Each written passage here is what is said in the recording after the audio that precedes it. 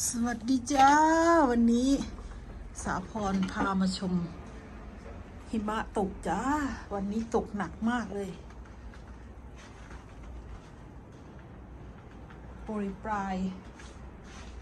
ขาวทั่วบ้านทั่วเมืองเลยจ้ามืดฟ้ามัวดินมาเลย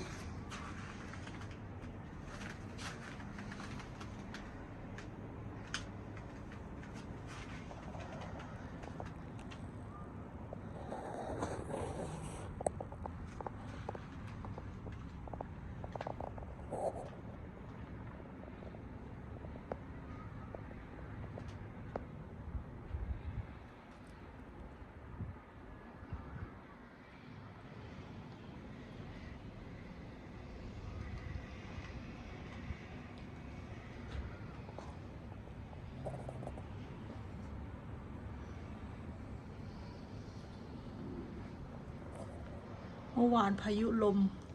วันนี้พายุสโนว์พายุหิมะจ้า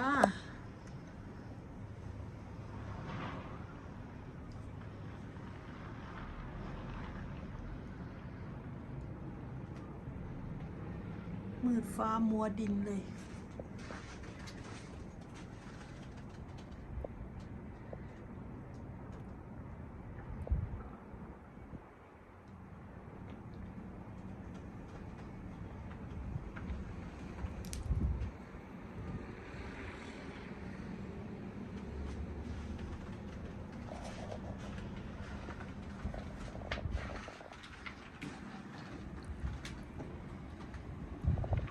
ตกทั้งวันทั้งคืนท่วมรถเลยแหละรถก็จะออกไม่ได้นี่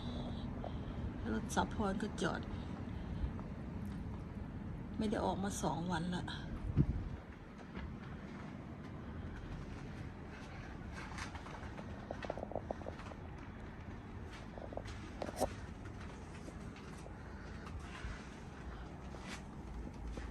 เต็มระเบียงแล้วจ้า